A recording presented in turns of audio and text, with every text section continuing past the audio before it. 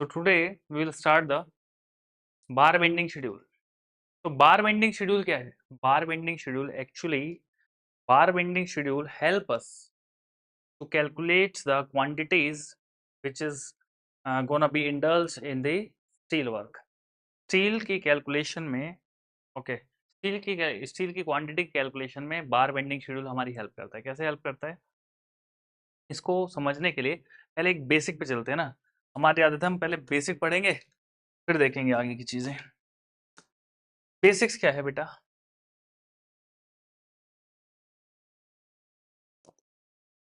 थोड़ा सा मैं आपको आरसीसी की तरफ लेके जाना चाहूंगा डिटेलिंग के लिए। Suppose this is your simply supported beam. I'm gonna drawing simply supported beam. So this is the simply supported beam, right? And subjected to the loading. तो loading नहीं दिखा रहा हूँ मैं। General way of reinforcement in this. That is the beam, and this is the beam supported beam. And its cross section, my dear, I am showing here. This is the cross section of the beam, right? So this is the longitudinal section. This is showing the cross section. Let this cross section having some width b, and the depth is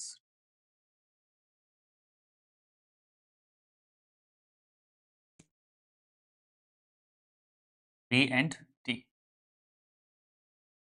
ठीक है? So if you see the reinforcement details, suppose some sort of reinforcement is provided here. जिन्होंने RCC पढ़ा है, for them this is the tension zone where suppose 3 bars are provided.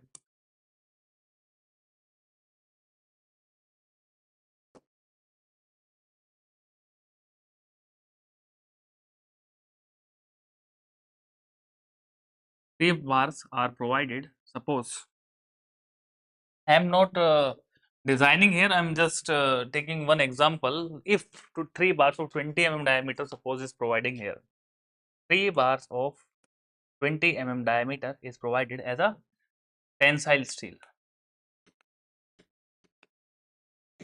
and in the compression zone, suppose 2 bars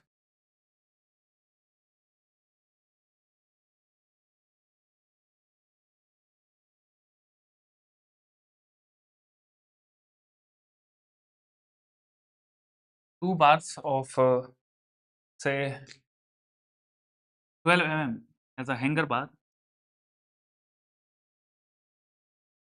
2 bars as a hanger bars are provided. Suppose just minimum diameter as per code is 20 mm diameter.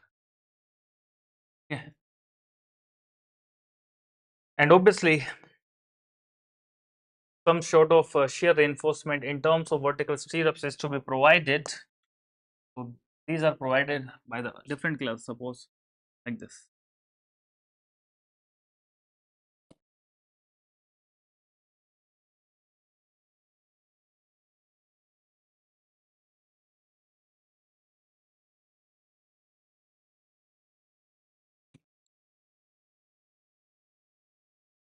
And hooks are provided in the compression zone always. ठीक है? एक एक words पे ध्यान देना है मेरे। जितने वर्ड्स निकलते हैं कहीं ना कहीं एमसीक्यू के लिए होते हैं वो। ठीक है? तो hooks are provided in the compression zone, but what is the reason, वो मेरा डिस्कस करने का मोटिव नहीं है यहाँ पे। मैं आपको ये बताना चाहता हूँ कि how to calculate the quantity of steel with the help of bar bending schedules. Bar bending schedules help us to understand the drawings, right? Bar bending schedules will help us to understand the drawing and how to calculate the quantities of the steel. Because for an example, if you are not aware of the bar bending schedules, you are not able to calculate accurate, not accurate basically estimation में तो accurate होता ही नहीं है, approximate होता है, but more accurate अगर results आपको चाहिए तो you must have some knowledge of bar bending schedules. How sir, why sir? देखिए, for an example, ये आपको क्रॉस सेक्शन दिखाया मैंने बीम का, right? And it is the longitudinal section. Suppose the beam has effective length of L metre का effective length है।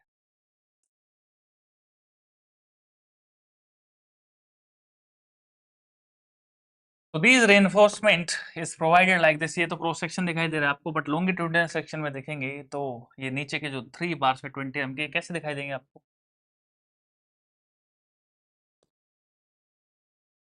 Like this. अच्छा, this is a cover called as reflective cover. ठीक है, मतलब कहने का मतलब ये है कि आपको ड्राइंग में कुछ ऐसा स्टील दिखाई दे रहा है और यहाँ पे मेंशन कर दिया मैंने that reinforcement is 3 of 20, right. अब suppose out of these 3 one bar is bent up, one bar is bent up near the support,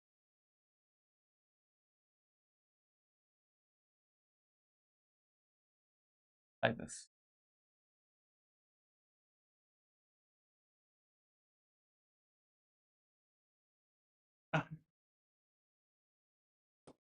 Details are provided in the drawing that one bar of 20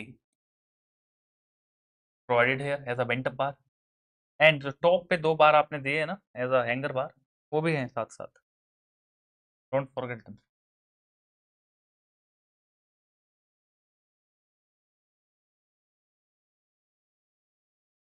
like this.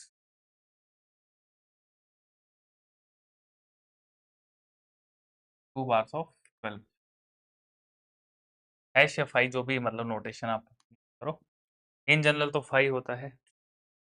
ठीक है, लेकिन अगर हम स्टीरअप्स भी लें साथ में मेन रेनफोर्समेंट भी लें, यानी मेन रेनफोर्समेंट शेयर रेनफोर्समेंट, तब जनरल वे है कि हम हैश यूज कर लेते हैं मेन स्टील के लिए, 5 यूज कर लेते हैं स्टीरअप्स के लिए ना, वो तो नोटेशन की बात है। एनीवे मेरा कहने का मतलब ये है कि यहाँ पे आपको क्रॉस सेक्शन पता है और ये जब आपको लॉन्गिट्यूडनल सेक्शन दिया तो अभी आपसे पूछा जाए कि बताइए बताइए कि कितना क्वांटिटी ऑफ स्टील रिक्वायर्ड होगा इस एक बीम के लिए। आगे ओप्पो अभी क्लियर है क्या? आगे ओप्पो अभी तो ईगो नहीं है आपके मोबाइल में। So with the help of bar bending schedules, we will try to find out the quantity of steel required. Okay, because in this diagram you can see some bends are there, and due to these bend, extra length of steel may be required. Okay, due to this bend, extra length of steel is required. तो जो question बनते हैं estimation में वो यही बनते हैं कि आप बताएं कि कितना extra length of steel will be required. For example अगर आपसे कोई पूछे कि यहाँ पे कितना स्टील का लेंथ होगा, तो आप बोलेंगे कि 6 मीटर का लेंथ होगा, 3 बार्स हैं तो 6 into 3, ठीक है। और आपको पता है पर मीटर कितना केजी वेट होता है, कल हमने निकाला था ना, in 1 metre of steel rod what is the weight, that is d square by 162 in terms of kg. ये रिलेशन फाइंड आउट किया था हमने। तो आप बोल देंगे सर 18 मीटर का लेंथ है नीचे टेंशन बार का और 1 मीटर में इतना आता है, तो जो भी डायमीटर है सपोज 20 था, तो this much kg of steel will be there in the as a tension reinforcement. But you are wrong. Why you are wrong? Because you are forgetting that this length is being replaced by hypotenuse, and always hypotenuse is more than the base. That means there is some extra length. So in this topic we will try to calculate that extra length in case of bent up bar. Maybe the hooks are also provided, at the ends. It may be a 90-degree bend, it may be a 45-degree bend, it may be a U bend. So on the basis of those bends and those bends, what is the extra length? This type of question we will encounter. We'll try to target those type of questions. ठीक है, तो चलिए चलते हैं अपनी theory पर। bar bending schedule, BBS, it represents the calculation of quantity of steel which is used in RCC work. The total length of the bar to be provided is called as crank length. crank length क्या है? अब यहाँ पे जैसे मैंने बताया कि ये जो कैलकुलेशन है ये गलत है। क्यों क्यों गलत है? क्योंकि आप डायरेक्टली लेंथ नहीं ले सकते, आपकी एक्स्ट्रा लेंथ भी गई है ना बेंड करने में। जब आप बार को बेंड करेंगे तो कुछ एक्स्ट्रा लेंथ भी जाएगी। तो जो भी टोटल लेंथ आपने प्रोवाइड करी है, whatever the length you have provided, the total length which includes all the hooks, bends, ना, तो total length provided is called a crank length. ठीक है? So we need to calculate the crank length in this topic. So as per RCC recommendations, right? So the standard hook or 180-degree bend is of length 16 times of diameter of the bar. Why, sir? Why 16? The concept is for every 45-degree bend, 4 times of the diameter of the bar is the length of bend. मतलब अगर आप एक hook provide करते हैं, suppose RCC के terms में, जैसे suppose this is the length, right? And let phi is the diameter. Now you are starting to give that you are providing 45-degree bend. For this bar you are providing 45-degree bend. तो 45-degree bend के लिए length कितना होना चाहिए? This length must be 4 times of the diameter of bar. If you are providing a 90-degree bend, so what must be the length? So the length will be 4 plus 4, क्योंकि 45 plus 45 90 degree होगा ना बेटा। वो 145 के लिए 4 time diameter, दूसरे 45 के लिए 4 टाइम्स ऑफ डायमीटर, टोटल कितना हो गया? 8 टाइम्स ऑफ डायमीटर। वहीं पे अगर आप यू बेंड बनाए, यू बेंड का मतलब क्या है? 180 डिग्री। तो 180 डिग्री का मतलब क्या? 45 इंटू 4 टाइम्स, यानी for each every 45 degree 45 is the length of the bar. तो 4 टाइम्स किया तो इंटू 4, यानी 16 times of diameter. That's how the total length of hook will be 16 times of the diameter of bar, which must be added to calculate the crank length. यानी हर एक 45 degree bend पर 4 times of the diameter length होना चाहिए। For an example, if steel of dia 20 mm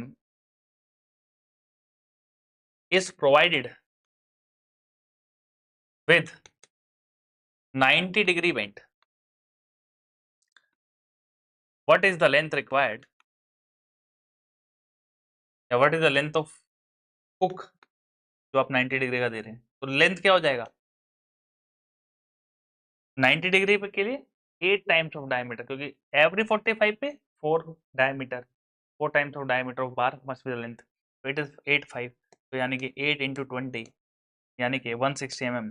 तो बेटा 160 mm का एक बार लीजिए, उसको 90 डिग्री बेंड कीजिए, दैट इज द मीनिंग। जो लेंथ होगा आपके हुक का, लेंथ आप बनाएंगे हुक की, वो 160 mm की बनेगी, that is the meaning. even though when you are providing 90 degree bends या फिर 180 डिग्री बेंड, तो ये जो रेडियस भी होना है ना, that is also mention, this must be 4 5। ये 5 लिखा है, ओ ये तो डायमीटर है, तो कहीं पे मेंशन नहीं किया कि मैंने ये वाला जो डिस्टेंस है ना, दैट इज आल्सो 4 5। ठीक है, 4 5 4 5 4 5 4 5 16 5, और यहाँ से जो आप ये टर्न लेंगे, that is also 4 5, where 5 is the diameter of the bar. So that is what the code says. This is what the code says. But in the estimation, आसान सी trick है. What you have to do,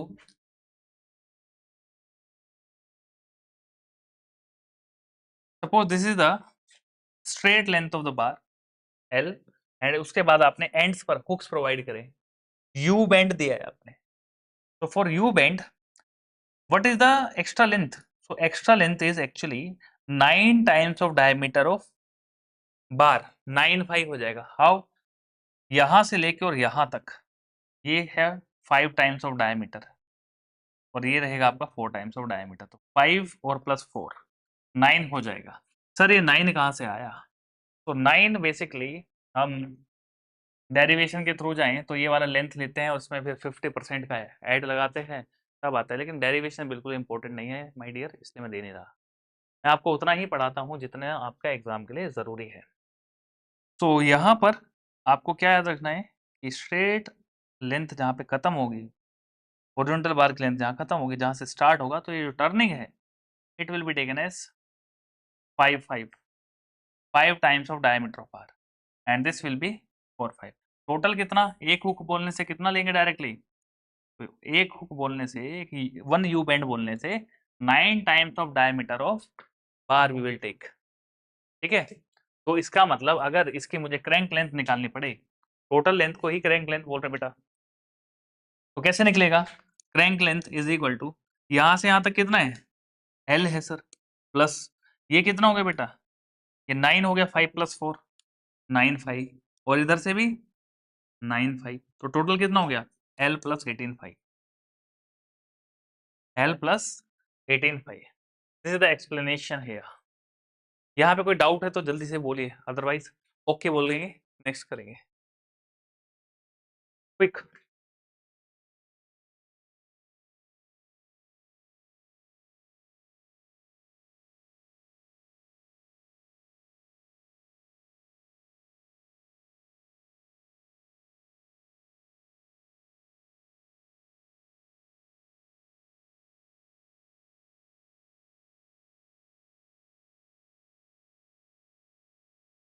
कौन सा D कैसे change हो गया दीपिका? कौन सा D की बात कर रहे हो? कहाँ डी चेंज हुआ?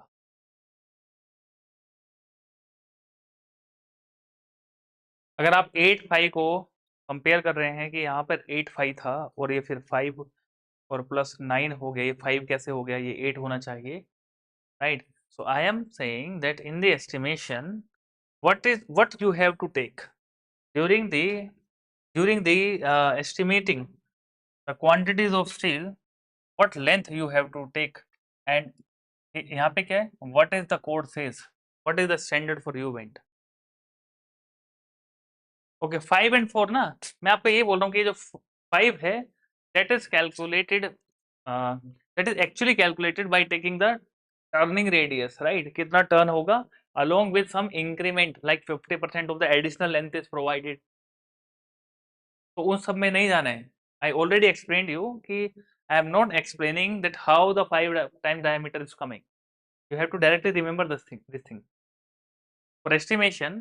you have to remember just that one hook equal to 9 times of diameter, इतना ही चाहिए आपको, इतना ही चाहिए। ठीक है,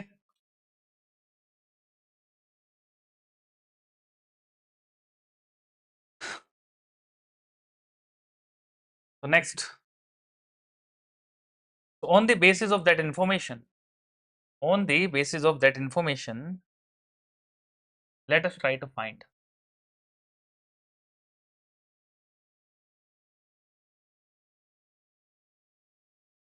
the crank length of a bent up bar,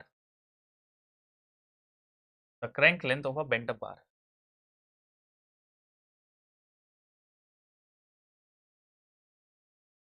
How to calculate the length of this crank length of this bent up bar? So the equation is this। तो ये सब आया कैसे? Why this 0.42 d is there? What is this data? हाँ, what is this thing? वो समझ में नहीं आएगा सर। चलिए इसकी एनालिसिस करके देखते हैं। एनालिसिस याद नहीं रखनी, 2-3 मिनट 5 मिनट लगेंगे अंडरस्टैंड करने में कैसे वैल्यूज आई हैं सारी। ठीक है, let us understand first this values how they come, right?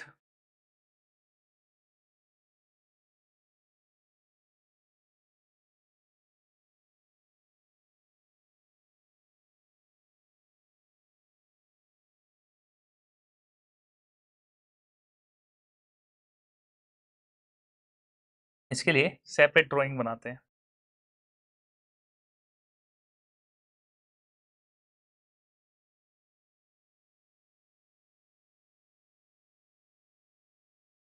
Okay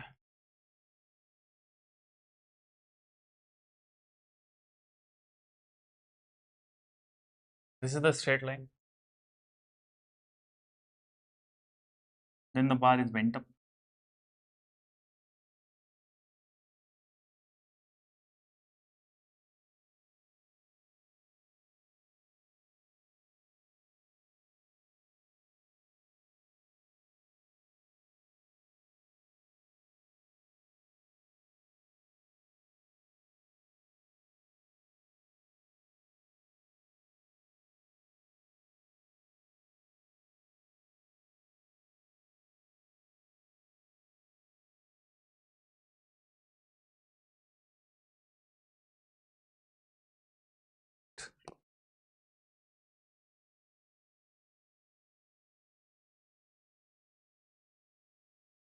This is the length L, small l.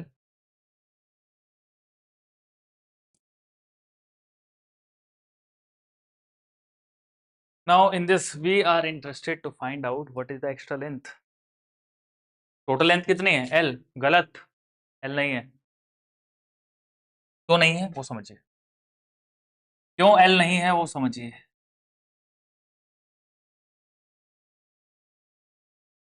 Suppose these bars are bent at some angle theta. अभी RCC में अगर अपन जाएंगे ना तो 45 to 60 डिग्री का बैंड लगता है as पर RCC IS code provisions 456. It is suggested that the bars can be bent up between the angle 45 to 60 degree. ठीक है, आरसीसी में जब आएंगे तब यहाँ वहाँ पे पढ़ाएंगे दोबारा से। फिलहाल के लिए थीटा है, कोई भी एंगल हो सकता है ये, है ना, एस्टिमेशन में कोई भी एंगल दे सकते हैं, तो किसी भी एंगल के लिए निकालेंगे। So I need the extra length. What is the extra length? Actually आप ध्यान से देखें, अब ध्यान से देखो रे बाबा, यहाँ पे हॉरिजॉन्टल डिस्टेंस ये है, ठीक है, इतना लेंथ था ना। अब इसको जब मैंने बैंड किया तो एक कहाँ गया? इतना ही हुआ ना, ये एक्स्ट्रा लेंथ है बेटा, समझ रहे हो?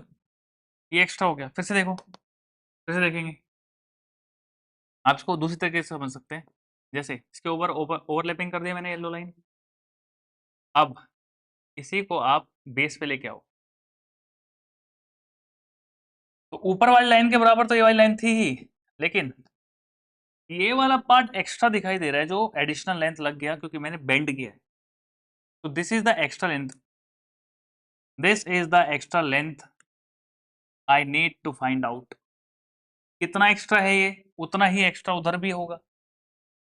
तो टोटल एल में वो एक्स्ट्रा लेंथ जो जब ऐड होगी तब एग्जैक्ट लेंथ पता चलेगी कितना लेंथ का डायमीटर, सॉरी कितना लेंथ का बार चाहिए था मुझे, एंड उसी को बोलेंगे हम क्रैंक लेंथ।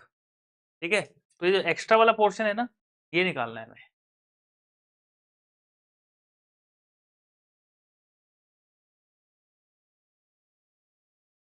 ठीक है, तो इसको मैं एक ट्राइंगल मान लेता हूँ। सपोज ये है मेरा ट्राइंगल ए बी सी, ठीक है, and generally in the drawings this depth d is given. You will know what is the difference between these two elevations. मतलब ये जो आपने अभी एक बीम बना के देखा था ना, आपको पता होगा ना बेटा, ये इसमें ये कितना दूर प्रोवाइड किया आपने। तो अगर ये टोटल डेप्थ था, if D is the total depth, तो ऊपर से कवर माइनस करेंगे, नीचे से कवर माइनस करेंगे। ठीक है, तो दोनों तरफ से इफेक्टिव कवर माइनस कर लो तो मिल जाएगा आपको centre to centre length. So that means this d value is already known to us. If d is already known to us, ठीक है, तो ये नोन पैरामीटर है। अननोन पैरामीटर क्या है? BC. So I am interested to find BC. So what is extra length, पहले ये जान ले हम, ये इतनी ड्राइंग क्यों बना रहे हैं हम। एक्स्ट्रा लेंथ हो जाएगा BC माइनस AC। अगर ना हो तो क्वेश्चन पूछ लेना मुझसे। एक्स्ट्रा लेंथ क्या है? BC minus AB। AC नहीं, सॉरी, BC माइनस AB, क्योंकि हॉरिजॉन्टल लेंथ कितना होना चाहिए था, इतना, लेकिन जब मैं इसको ऐसे डाल के देखता हूँ तो ये एक्स्ट्रा लेंथ मिलता है। क्यों? क्योंकि हमेशा हाइपोटेनस तो सबसे ज्यादा होगा ना। The length required here is only this, but वहां पे ज्वाइन करने के लिए मुझे क्या हुआ, एक्स्ट्रा लेंथ जरूरी हुआ। तो अगर इस पूरे BC में से मैं AB माइनस कर दूं तो यही तो है एक्स्ट्रा लेंथ, है ना। एक्स्ट्रा लेंथ वन साइड, दूसरी साइड पे भी होगी तो 2 से मल्टीप्लाई करेंगे बाद में, एक तरफ का निकालते हैं पहले।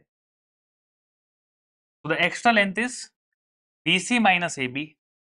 तो व्हाट इज BC वैल्यू, पता नहीं, लेकिन हम इसको निकाल सकते हैं in terms of sine theta. तो suppose theta is the angle, तो साइन थीटा क्या हो जाएगा बेटा, परपेंडिकुलर बाय हाइपोटेनस, यानी what is perpendicular here, D। What is hypotenuse, hypotenuse is BC। तो BC की वैल्यू मिली क्या, BC की वैल्यू मिल गई क्या, BC is D by sine theta, ठीक है, ओके, ये तो मालूम हो गया हमको। तो मैंने यहाँ पे लिख दिया BC equal to D by sine theta minus, अब AB कैसे निकलेगा, AB, तो अपन यहाँ पे टेन थीटा का फॉर्मूला लगा लेंगे। टेन थीटा क्या होता है, परपेंडिकुलर बाय बेस, तो इस एंगल पे परपेंडिकुलर क्या है, G, और बेस क्या है AB, यानी परपेंडिकुलर है AC, बेस है AB, तो AC upon AB, AC upon AB। What is AC बेटा, AC is nothing but the D which is known parameter, and what is AB, AB is unknown parameter। Can you find AB? Definitely AB will be equal to D by tan theta, putting the value of AB here, D by tan theta, what you will get, take the D as common, 1 by sin theta minus 1 upon tan theta। Oh, this is the actual formula I required for extra length for each bend। कौन सा bend, bent up बार वाला bend, for theta angle, ठीक है। ओ, तो एक तरफ जो होगा वो होगा D1 by sine theta minus 1 by tan theta.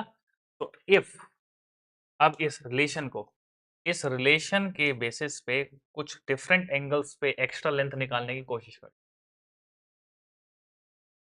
और theta is equal to 45 degree, जो जनरल क्वेश्चन पूछा जाता है। अगर थीटा 45 डिग्री है तो पुट कर लो बेटा, इसमें क्या आएगा, 1 अपॉन साइन 45, ये आ गया मेरे पास √2, इसमें से माइनस होगा 1 बाय tan 45, ये आ गया तो √2 -1, तो ये आ गया मेरे पास 0.414 ऑफ D, राउंड फिगर में ले लूं तो 0.42 D।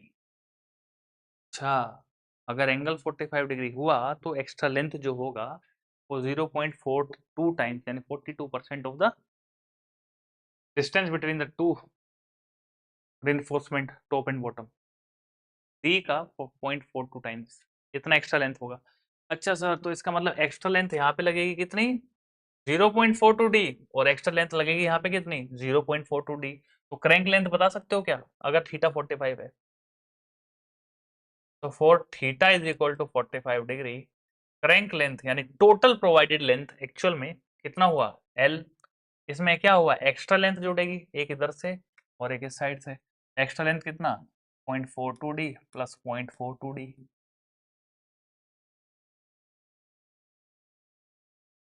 0.42d plus 0.42d is equal to L plus 0.84d। ओ, समझे क्या? अगर थीटा आपका instead of 45, if theta is given as 30 degree, then what would be the extra length? Then what would be the extra length? Put in this formula, 1 by sin 30 minus 1 by tan 30, so it's 0.268d, या round figure में ले लें तो 0.27d, 27 इधर 27 इधर, तो total extra length की बात करेंगे आप, total extra length, total extra length कितना आ जाएगा? ट्वाइस ऑफ 0.27d, यानी कि 0.54d। इस टाइप के कुछ एमसीक्यूज बनेंगे। यहाँ तक समझ में आया तो पूछिए, सॉरी अगर यहाँ तक डाउट है तो पूछिए।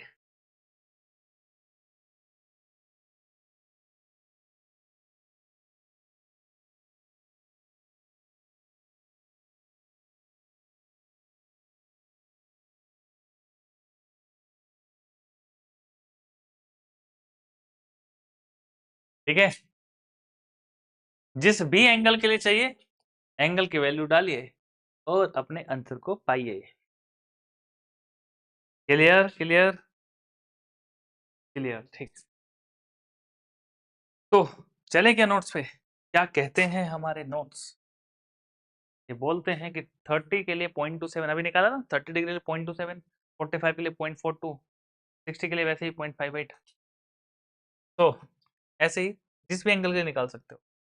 तो यहाँ पे हमारा क्या निकला? L प्लस 0.84d, ऐसा ही है क्या? L plus 0.84d, yes, L plus 0.84d। ठीक है, तो अभी नोट्स के अंदर जो लिखा है वो सब समझ में आना चाहिए। सर 0.42d जो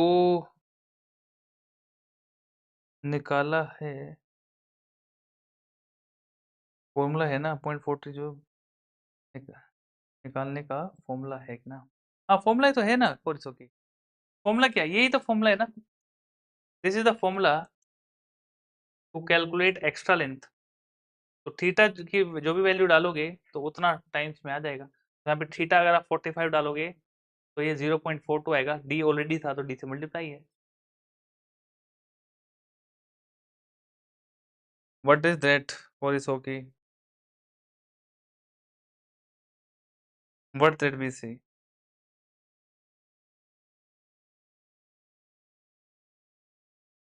this this BC is the hypotenuse. Hypotenuse निकालने का फॉर्मूला नहीं है, हाइपोटेनस निकालने का नहीं है।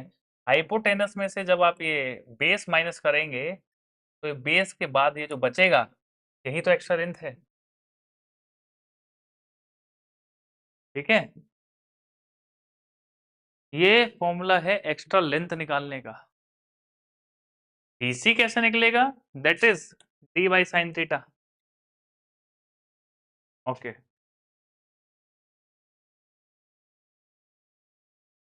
so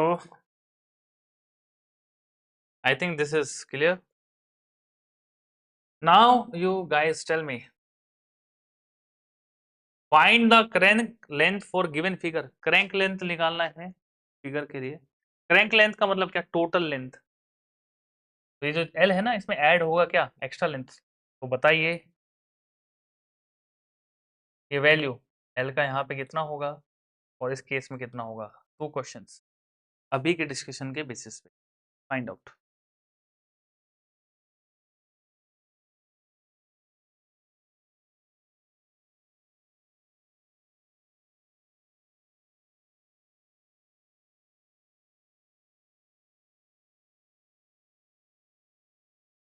do it fast.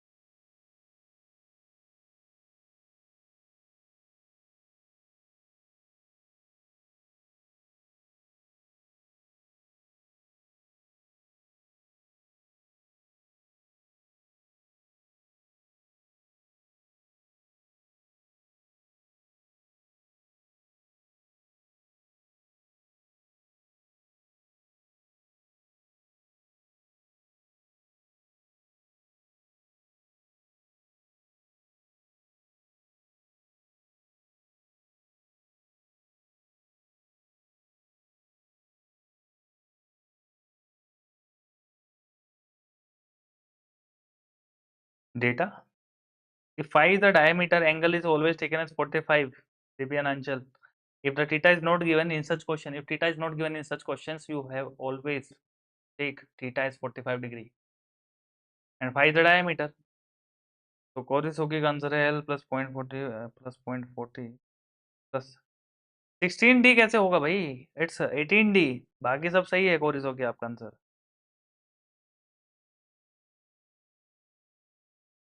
कोरिसोकी check your data. It's not 8 phi. It's 9 phi.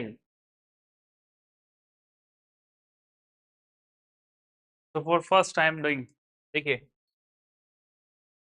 ध्यान से देखिए. अरे इधर देखिए. हुक है. हुक के लिए कितना? 9 टाइम्स ऑफ डायमीटर है ना. और बेंटअप है तो बेंटअप के लिए एक्स्ट्रा कितना? 0.42D. ये एक्स्ट्रा है. यहाँ पे क्या एक्स्ट्रा जाएगा? 0.42D. और एक हुक के लिए कितना एक्स्ट्रा जाएगा?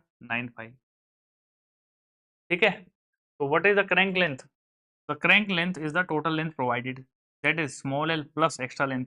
Extra length is 0.42D plus 0.42D. ये हो गया बेटा बेंटअप के लिए. प्लस हुक्स के लिए बोथ साइड 9.5 और इस साइड 9.5. ऐड कर लो. L plus 0.84D plus 909 18D या 5. What I am doing actually 0.84D 84D plus 18 phi. Where phi is the dia of bar and D is the distance between top and bottom reinforcement. ठीक है क्या? And it's not D for is okay. It's phi. दोनों में फर्क है. D is different. Phi is different. Understand that difference. This is D बेटा. और इसका डायमीटर है वो है phi. Any doubt? है ना. It must not be 18D. It must be 18 phi. Phi the diameter. D is the distance between the top and bottom reinforcement. If that information is delivered to you successfully, then please do answer for the second figure.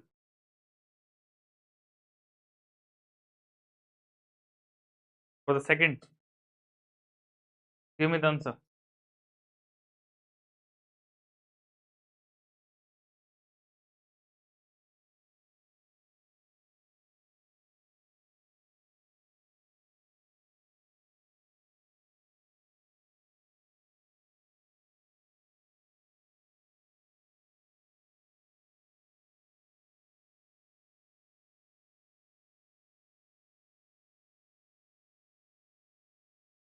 L plus 0.42D plus. Yes, you are right this time. Very good. ठीक है ना. चलिए mission successful. यही था काम सिखाने का. For every hook 9 phi 9 phi. अब बेंट एक ही तरफ है तो extra length would be 0.42D. Right. कितना हो जाएगा crank length? L plus 0.42D plus 9 plus 9 18 phi. किसी को डाउट है क्या क्रैंक लेंथ में? अभी आस्क में. हाँ वेरी गुड. सबका सही है. Very good very good. आगे अपो इसमें कैपिटल एल नहीं बेटा स्मॉल एल आएगा क्योंकि कैपिटल एल क्रैंक लेंथ है, स्मॉल एल आपकी हॉरिजॉन्टल डिस्टेंस है एंड टू एंड का. फर्क समझिए दोनों में ना. Small L capital L notation पे भी फंस जाते हैं, लेकिन बाकी अप्रोच सही है सबका. सबको समझ में आया. अप्रिशिएटिंग है. चलिए वेरी गुड. आगे चलते हैं class. Now in case of stirrups, shear reinforcement जो है, case of stirrups and shear stirrups which is a transverse reinforcement, because जो अभी हमने longitudinal bars देखे थे, these are the longitudinal bars for main reinforcement or longitudinal reinforcement.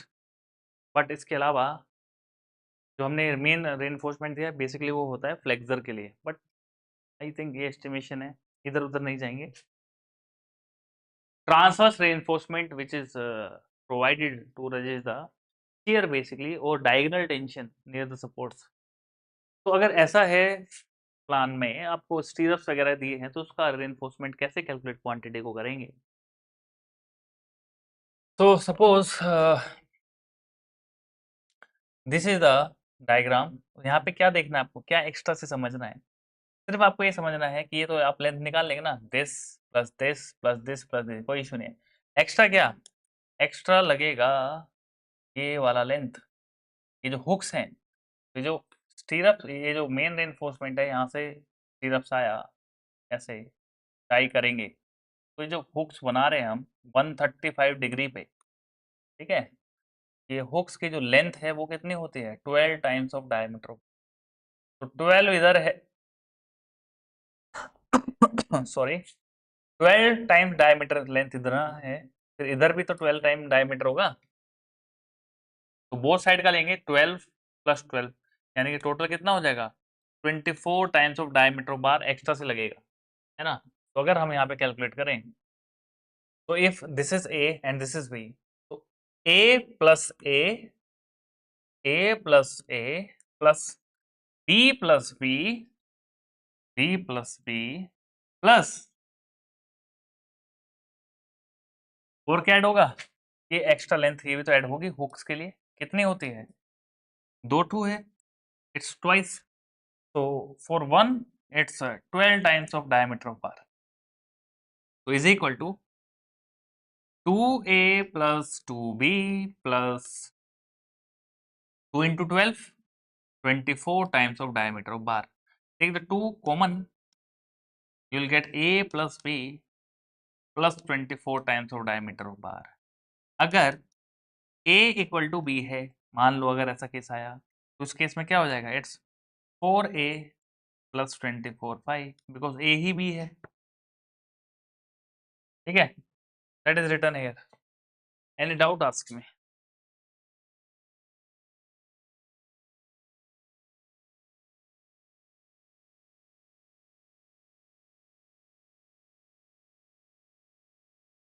Do response fast.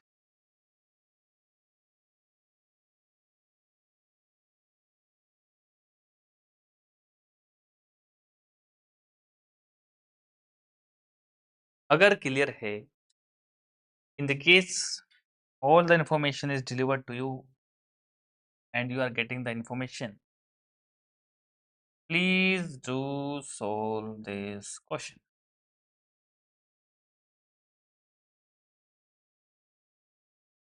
Solve it.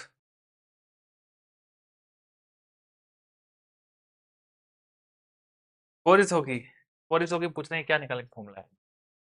ये cross section दिखाई दे रहा है कोरिसोगी आपको? This is a cross section of the beam. In the cross section ये देखो इधर, इसलिए मैंने आपको आरसीसी का थोड़ा सा ग्लिम्स दिया। अभी आपने जो क्रैंक लेंथ निकाली थी वो येलो वाले बार से, लॉन्गिट्यूडनल बार, लेकिन आपने देखा होगा ना कि इन बार्स को जब आप रेनफोर्समेंट डिजाइन करते हैं बीम में, ये एक बार चला गया, सेकेंड, है ना, नीचे में थर्ड जाएगा, फिर इधर भी जाएगा, ठीक है? इनको टाई करने के लिए भी ऐसा ऐसा टाइप करने के लिए ऐसा सिरप डालते हैं ना, तो बांधता है ना, रेनफोर्समेंट को बांधते है कि नहीं? तो जो स्टीरअप्स आप प्रोवाइड कर रहे हैं ये रेनफोर्समेंट को टाई करने के लिए, figure is not appropriate here. Wait a minute, समझाता हूँ आपको।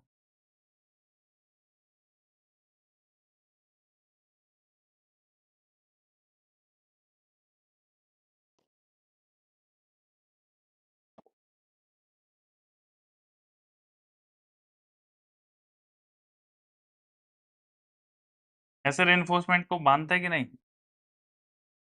बोलिए। और इट्स ओके, ऐसे जाल बनाता है ना बीम का,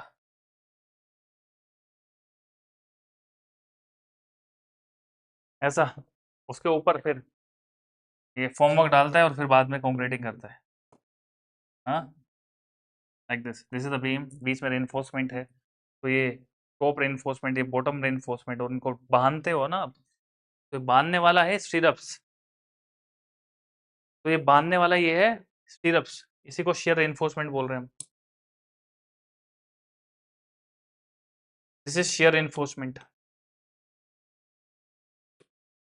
ये मेरा वर्टिकल स्टीरअप्स है, वर्टिकल स्टीरअप्स बीम में। कॉलम में इन्हीं को हम बोलते हैं लेटरल टाइज, कॉलम के केस में होते हैं लेटरल टाइज, फिलहाल बीम के केस में these are the vertical stirrups. अब क्योंकि लॉन्गिट्यूडनल रेनफोर्समेंट ये है बेटा, जो मेन बात है, इट इज लॉन्गिट्यूडनल रेनफोर्समेंट, और ये इसके 90 डिग्री पे है, तो ये जो ऐसे आप टाई करेंगे ना, तो इसी को हम बोल रहे हैं ट्रांसवर्स रेनफोर्समेंट। तो ट्रांसवर्स रेनफोर्समेंट को कैलकुलेट कैसे करें, इसको तो निकालना सीख गए हम मेन बार को, इसकी क्वांटिटी कैसे निकलेगी। तो इन वर्टिकल स्टीरअप्स को, ये ट्रांसवर्स बार हैं जो वर्टिकल स्टीरअप्स हैं, इनकी कैलकुलेशन भी तो करनी है ना, कितना केजी, कितना कुंटल लगेगा भाई स्टील, तो इनकी कैलकुलेशन कैसे करेंगे, तो वो सिखाया कि इसकी ये लेंथ तो पता होगी ना आपको, this plus this plus this plus this, लेकिन कंप्रेशन जोन में क्या करोगे आप, हुक भी तो लगाओगे ना, तो हुक की जो लेंथ है वो 12 times of diameter of vertical स्टीरअप होती है। तो कितना प्रोवाइड करते हैं आप,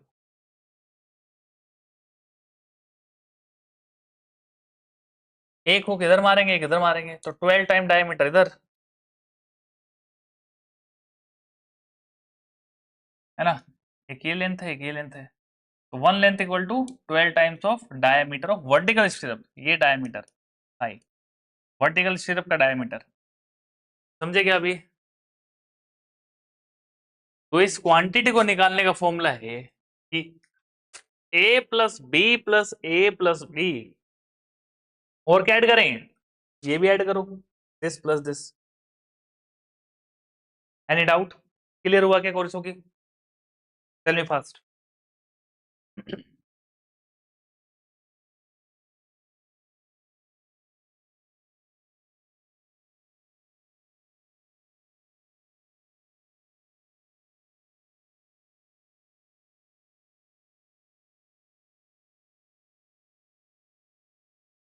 ठीक है, वेल डन, चलिए। तो और किसी को कोई डाउट नहीं है तो प्लीज इसकी क्वांटिटी निकाल के बताइए आप, क्या निकालना है यहाँ पे, बहुत बढ़िया क्वेश्चन है, शानदार क्वेश्चन है, कंसेप्ट क्लियर हो जाएगा।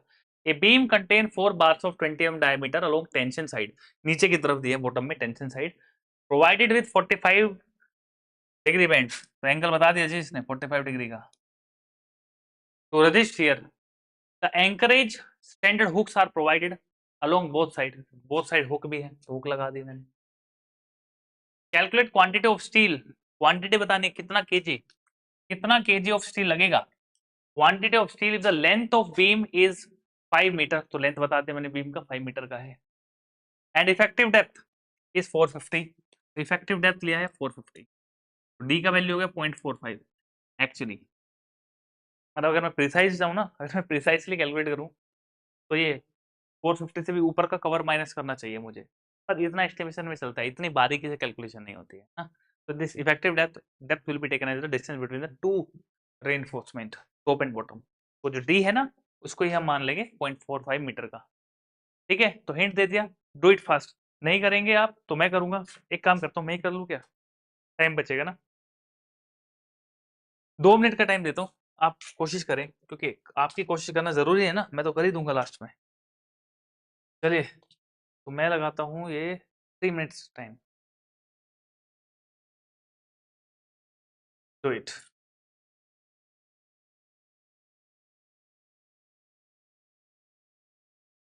आओ, चलिए।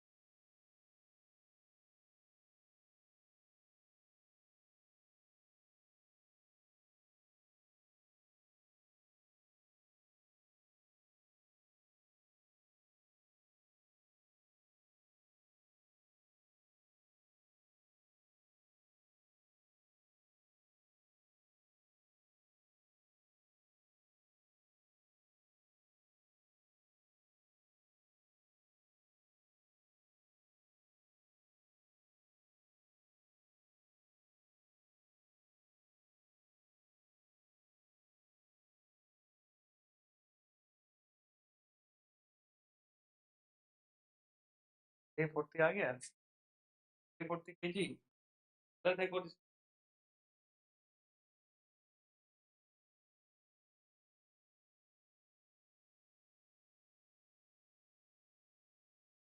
थ्री फोर्टी के जी इतना तो नहीं आएगा और इसो की।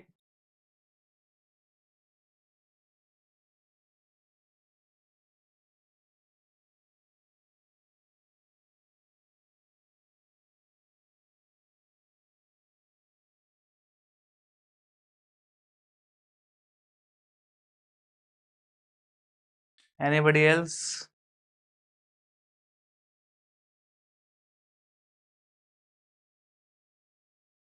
यस, कम होगा।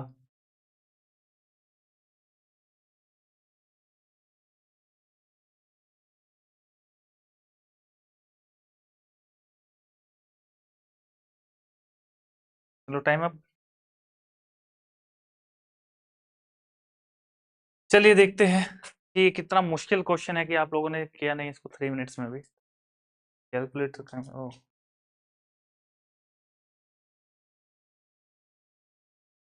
चलिए क्रैंक लेंथ निकालते हैं पहले। क्रैंक लेंथ कितना होगा? तो क्रैंक लेंथ होगा बेटा L is equal to small L plus दो तरफ बेंड है ना, तो 45 के लिए कितना था 0.42D प्लस 0.42D।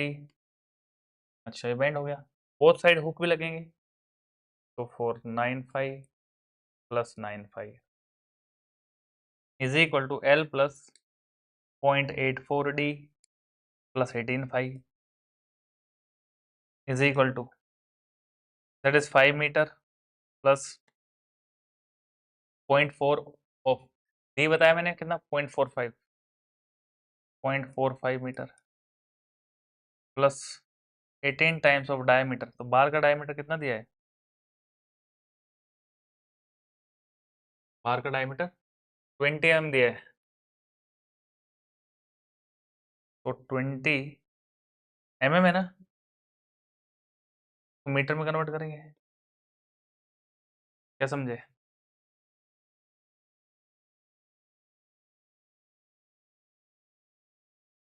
समझ रहे हो? अरे ये जो मैंने क्या फाइल लिया है ना, ये 20 mm डायमीटर दिया है, मैं वैल्यू को कैलकुलेट कर रहा हूँ मीटर में, 1000 से डिवाइड कर देंगे, मीटर में कन्वर्ट हो जाएगा। तो 20/1000 इंटू 18 प्लस 0.84 इंटू 0.45 प्लस 5। तो जो क्रैंक लेंथ आई, that crank length is equal to 5.738 metre, 5.738 metre. Now this is the total length of one crank bar.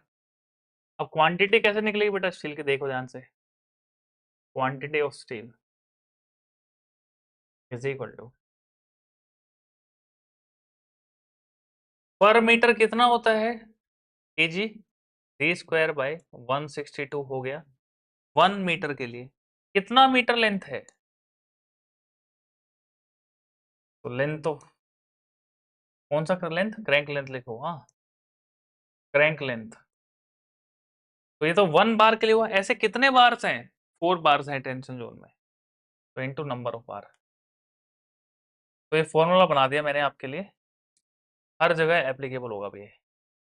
Quantity of steel जब आप ऐसे बेंट बार के लिए निकालेंगे, तो क्या फॉर्मूला बन गया d²/162 into crank length into number of बार। चलिए वैल्यू पुट करते हैं। डी डायमीटर कितना है 20/162, क्रैंक लेंथ कितनी निकाली है 5.738, कितने नंबर ऑफ बार्स हैं 4 है, तो कितना केजी हुआ देखिए 20² / 162 इंटू 5.738 इंटू 4, तो 56.67 केजी स्टील चाहिए, अप्रोक्सीमेटली 57 केजी अगर एमसीक्यू आया तो। कुछ डाउट है तो पूछिए भाई। क्या आपको ये कैलकुलेशन समझ में नहीं आई किसी को भी? आंसर में फास्ट।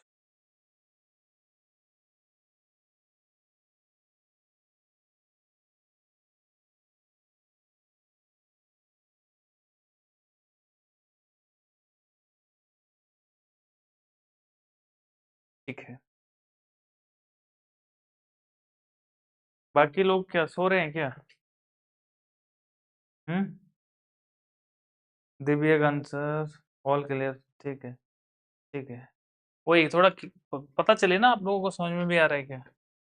तो वैसे तो आपको अननेसेसरी टाइप नहीं करना है। जब भी एक टॉपिक खत्म हो, कोई क्वेश्चन खत्म हो, तो at least the session must be interacted, हाँ, इंटरेक्शन होना चाहिए। इंटरेक्टेड नहीं होगा तो समझ में नहीं आता कि माइंड में आपके जा रहा है कि नहीं जा रहा है। सो नेक्स्ट, अगर ये बेटा समझ में आया है आपको, तो this कोलैबोरेटी,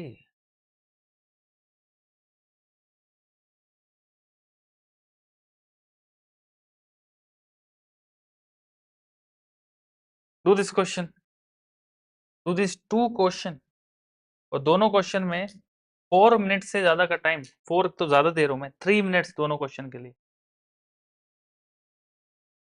3 minutes for both the question.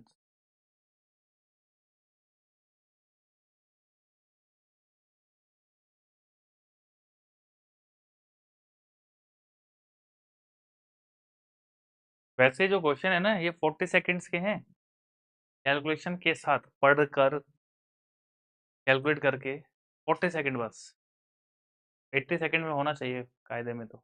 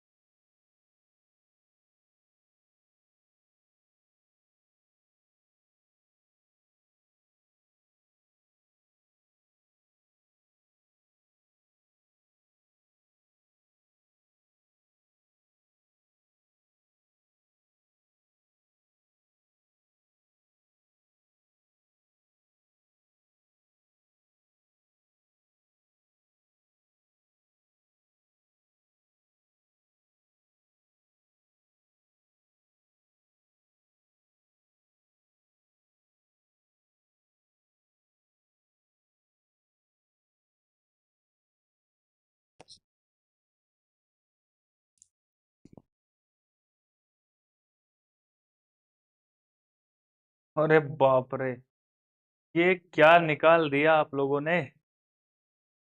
हाँ,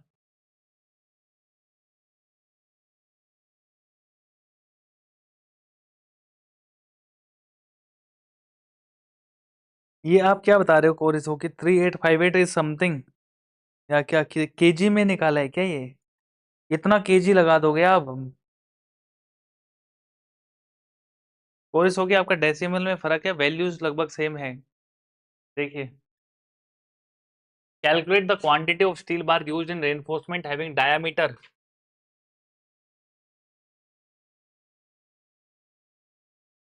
diameter is given as 25 mm and length है 10 मीटर का। तो 1 मीटर में पर मीटर लेंथ, यानी 1 मीटर में कितना केजी? क्वांटिटी ऑफ स्टील पर मीटर लेंथ कितना होता है फॉर्मूला? डी स्क्वायर बाई 162 ना। तो फॉर 10 मीटर के लिए कितना हो जाएगा? 10 से मल्टीप्लाई कर दो यार। जब 1 मीटर के लिए इतना है तो 10 मीटर के लिए कितना? इंटू 10। तो 10 into 25 square by 162 KG.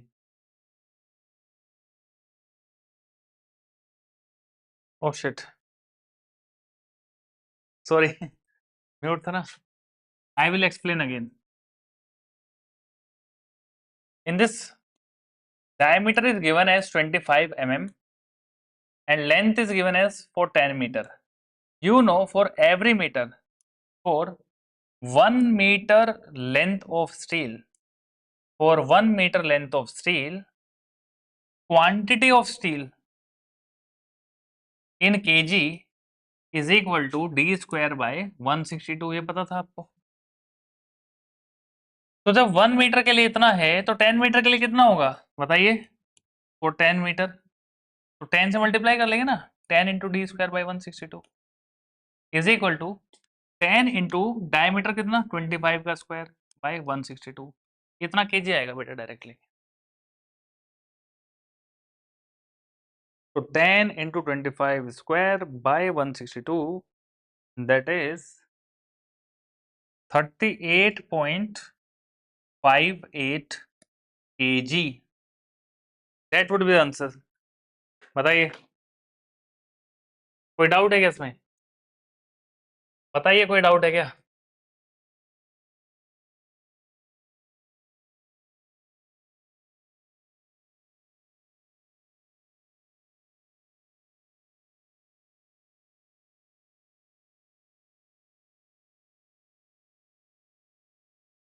Next है, अ beam contain 4 bars of 20 mm diameter. 4 bars है, मान लो ये लेंथ है इसकी L मीटर, तो ये 1 मीटर लेंथ होगी सपोज। इस 1 मीटर लेंथ में कितने बार हैं? आपको दिखाई साइड से 1 दे रहा है लेकिन 4 बार गए हुए हैं, तो पर metre there is 4 number of bars. ठीक है, so a beam contain 4 bars of 20 mm diameter. Okay, calculate quantity of steel per unit length, यानी पर यूनिट का मतलब क्या? 1 मीटर लेंथ में कितना? तो quantity of steel per unit length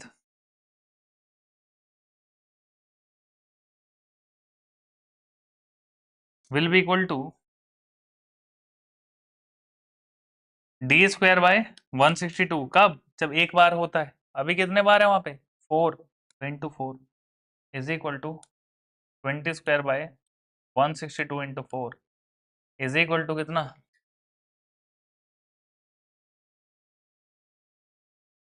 20 square 4 by 162, that is only 9.87 kg।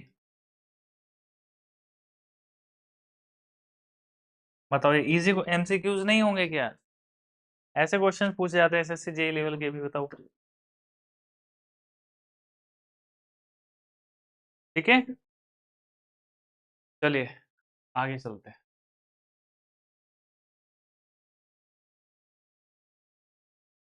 Now next topic of discussion is contract and tender. Contract and,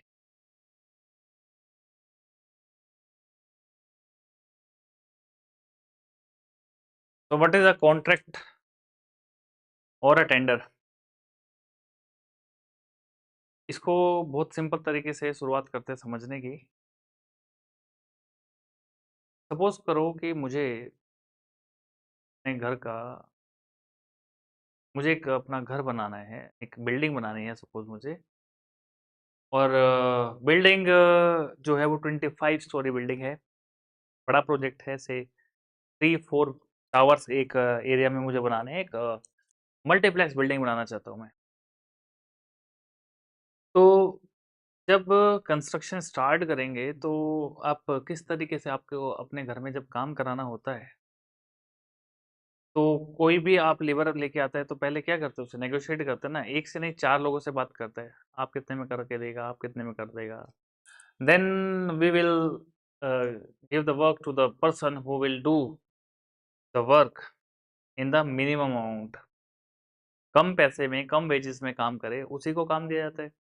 लेकिन साथ में एक चीज का और ख्याल रखा जाता है कि वो बंदा एफिशिएंट हो।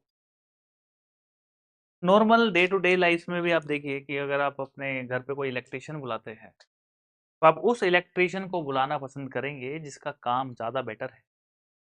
इनफैक्ट हो सकता है वो ज़्यादा चार्ज ले, बट उसकी एलिजिबिलिटी, की स्किल, ये सब देख के भी आप समटाइम्स एक्स्ट्रा पैसे देने के लिए रेडी हो जाते हैं। तो जो आप काम कराने के लिए अगर 4 लोगों को बुला रहे हैं और सबको काम दिखा रहे हैं, देखो ये काम कर देगा, ये काम कर देगा, इसी को, इसी प्रोसेस को हम टेंडर बोलते हैं, या टेंडर इनवाइट करना बोलते हैं। When we invite some persons for a particular work या फॉर अ पर्टिकुलर प्रोजेक्ट, उसी को टेंडर बोलते हैं। अब ये पर्सन कौन है? टेक्निकली ये पर्सन्स हैं contractors. These persons are contractors who will take the contract for a project to finish the project with the given specification within the duration which is already mentioned or discussed between the client and the contractor. And for that purpose, that the work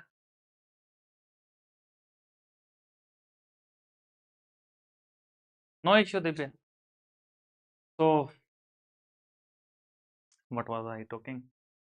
So, for that purpose, when you inviting the workers, basically, technically, they are contractor, and the contractor has to follow the rules and regulation during the execution of the project.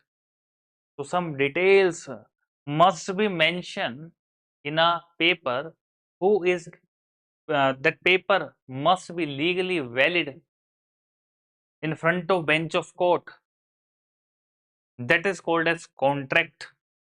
And the person who is agreed to do the work on certain given conditions is known as contractor, and the owner of the project who is giving the work to the contractor is called as client. So it's not only about the construction work, this contract, contractor, client and tender, these terminologies are common for every field, whether it's a construction work, it is the material supply work, it may be the installations of the street lights, ठीक है। तो किसी भी type का काम हो सकता है, किसी भी काम के लिए टेंडर इनवाइट किए जा सकते हैं। जो ओनर है वो क्लाइंट है। So what is a contract? Contract is an undertaking bye a person, कोई एक इंसान अंडरटेकिंग ले, या एक फर्म, एक कंपनी उसको उस काम को ले। तो अंडरटेकिंग बाय अ पर्सन और a firm to do any work under certain terms and conditions, and those terms and conditions must be mentioned in the contract agreement. So the work may be for the construction or maintenance and repair etc. काम कुछ भी हो सकता है, maintenance का हो सकता है, कंस्ट्रक्शन का, रिपेयर का, या ट्रांसपोर्टेशन से रिलेटेड XYZ कुछ भी हो सकता है काम, ठीक है। तो contract is an agreement between the two parties. One party is owner and second party is contractor, enforceably by court of law, which is enforceable in front of bench of court. यानी जो agreement है वो valid होना चाहिए, वो enforceable होना चाहिए court से, कोर्ट उसको एनफोर्स करे, यानी कि वो वैलिड होना चाहिए कानून की नजरों में, इन शॉर्ट। ठीक है, it is made so that the contractor execute the work as per the specification. क्यों बनाया जाता है कॉन्ट्रैक्ट, क्यों टर्म्स एंड कंडीशन लिखी है? सपोज करो कि आपने किसी को कुछ काम दिया, आपने बोला कि फैंस लगाने हैं और ये फैन लगा दो आप मेरे per room, 2 fans must be installed, and there is some specifications that the color of the fan must be brown। जो हमने एग्जांपल लिया था पुराना, वही लेते हैं। the color of the fan must be brown in color, there must be 3 blades, and it should be direct, it should not be connected to inverter, ऐसा कोई फीचर नहीं होना है। and specifications are that the company, I also specified the company, it may be the Bajaj, Usha and LG company, only 3 company I have mentioned. But what the contractor did, instead of my guidance, instead of following the specifications which I suggested, मैंने 3 companies बोली, LG, Usha और Bajaj suppose, और उसने खेतान के fans लगा दिए और वो बोल रहा है कि मेरा बिल पास करो, मैंने तो लगा दी, मुझे नहीं पता। ऐसे नहीं चलेगा। एग्रीमेंट में क्लियरली मेंशन है कि you have a choice, you can choose the fan out of these 3 companies. या जैसे अगर हम कंस्ट्रक्शन का भी एग्जांपल ले सकते हैं, अगर आपको बोला कि सीमेंट आपको लेना है तो आप सीमेंट सिर्फ ओपीसी 43 ग्रेड का ही यूज करेंगे। कॉन्ट्रैक्टर ओपीसी 33 यूज कर रहा है, he is not following the specification, then who will resolve this issue? Agreement में लिखा था कि 2 साल के अंदर प्रोजेक्ट फिनिश होना है, अभी तीसरा साल चल रहा है, तो कॉन्ट्रैक्टर बोलता है पेमेंट करनी पड़ेगी आपको, तो अब क्या करें? लीगली लीगली जाना पड़ेगा ना। अब कॉन्ट्रैक्टर पावरफुल है, क्लाइंट बेचारा कमजोर आदमी, पैसा बहुत है लेकिन पावर नहीं है, तो ऐसे केस में who will help the client? ये इसका उल्टा भी हो सकता है। वैसे तो कॉन्ट्रैक्ट बनाया जाता है ताकि कॉन्ट्रैक्टर लोग चोरी ना करें। चोरी मतलब अपने काम को सही तरीके से करें, जो स्पेसिफिकेशंस मेंशन है उस स्पेसिफिकेशन के अकॉर्डिंग वर्क एग्जीक्यूट करें। अगर नहीं करेंगे तो क्या करें? तो बातचीत से समाधान करेंगे, नहीं हो रहा है बातचीत से समाधान तो लीगल एक्शन लेंगे। और लीगल एक्शन लेने के लिए कोर्ट के सामने, जज के सामने जाके क्या बोलोगे? इसने मेरा काम ठीक से नहीं किया, ऐसे नहीं चलता है। Even in the court you are not allowed to speak a word until और अनलेस जज आपको नहीं बोलता कि प्लीज स्पीक, और वो भी आपका लॉयर आपकी तरफ से बातचीत करता है। ये जो मूवी में आप देखते हो ना, जज साहब मुझे इंसाफ चाहिए, वो सब कुछ नहीं चलता है। जज साहब 1 मिनट में पकड़ के जेल के अंदर डाल देंगे। You are not authorized person to speak a single word in the front of court of bench, right? So that's why these agreement or contract is to be signed। क्या बात होगी? हाँ मतलब ऐसे ही तो है। तो कोर्ट में नहीं चलता भाई ये जो डायलॉग है ना, सनी देओल एंड ऑल, ये सब बकवास बातें है। Real life is totally different than real life. So basically that's why these agreements, these clauses are made, that it must be enforceable in front of court. So to resolve these issues, a contract, a written agreement is to be made between the client, the owner of the project, and the contractor, right? So it is made to execute the work as per specification. Now requirement of a contract। एक contract की क्या requirement है? The subject of the contract should be simple and understandable. जो matter आपने लिखा है वो एकदम सिंपल वर्ड्स में हो, साफ साफ लिखा हो और अंडरस्टैंडेबल हो। ऐसा नहीं है कि क्या मैं इतना कानूनी दाव पेच वाली लैंग्वेज यूज करती है कि उसको पढ़ के उसको इंटरप्रिटेट करना मुश्किल है। ऐसा नहीं होना चाहिए। कॉन्ट्रैक्ट जो भी होगा वो रिटर्न होगा, जो भी है वो रिटर्न में है तो ही माना जाता है। वर्बली कुछ नहीं चलेगा, ठीक है? मुंह से बोलते कि आपने जवान दी थी तो भी जवान लेके जाएगा क्या उसकी? ऐसा कुछ होता नहीं है, ठीक है? तो जब मनी इन्वॉल्व है तो everything must be written. Even तो आपकी लाइफ के लिए भी मैं आपको एडवाइस कर रहा हूँ, वेन एवर मनी या monetary issue is there, monetary मतलब मनी, पैसे से रिलेटेड चीजें या प्रॉपर्टी से रिलेटेड चीजें, whenever these issues are related, always always do follow these guidelines that the contract, whatever the agreement between the two parties there, it must be written। और ऐसे कहाँ लिखा है? तो मैंने डायरी के पीछे लिखवा लिया था जी, साइन करा लिए थे, कोई नहीं मानेगा उसको। तो क्या बताया था हमने? It should be enforceable in front of court of bench, in front of court. तो उसके लिए कोर्ट पेपर होगा, एग्रीमेंट पेपर होगा, कोर्ट पेपर आता है ना नोटरी वाला, उसमें उसमें क्लोज लिखने होंगे आपको, और क्लोज की कंडीशंस हैं, जितने टर्म एंड कंडीशंस हैं वो क्लियरली मेंशन होने चाहिए। आपने कोई भी पॉइंट वहां पे मिस किया तो फिर वो कोई भी मतलब आपका वर्बली मुंह से बोला हुआ कुछ नहीं चलेगा, जो भी लिखा है उसी को माना जाएगा, ठीक है? So that's why the contract should be in written. It should be enforceable by court of law। वो कब होगा? जब आप उसको सही तरीके से एग्रीमेंट को बनाएंगे, एडवोकेट से साइन कराएंगे, नोटरी वाले पेपर पे कराएंगे, है ना? तो जो भी मतलब मिनिमम रिक्वायरमेंट्स होती हैं, तो उसके लिए आप एडवाइस लेंगे अपने एडवोकेट से, जो भी कंसर्निंग अथॉरिटी से, उससे। There must be a free consent of both parties. दोनों पार्टीज की रजामंदी, सहमति, है ना, वो होनी चाहिए, उनका कंसेंट होना चाहिए एग्रीमेंट पे। तो वहां पे आप अंडरटेकिंग होना चाहिए कि आए, जैसे आप कोई भी एक एप्लीकेशन भी इंस्टॉल करते हैं ना, तो वहां पे आप फटाक से क्लिक कर देते हैं, क्लिक और कंटिन्यू। तो वहां पे जो जितना भी टर्म्स एंड कंडीशन है बिना उसको पढ़े, तो वहां पे लिखा होता है कि there is a proper my consent that this application can use my personal information, location, data, they can use. आपको पता चलेगा वैसे भी, तो हम लोग का थोड़ा ही ना स्विस बैंक में अकाउंट है कि हमारी इन्फॉर्मेशन ले लेगा, है ना? लेकिन फिर भी इन्फॉर्मेशन का मिसयूज तो होता है।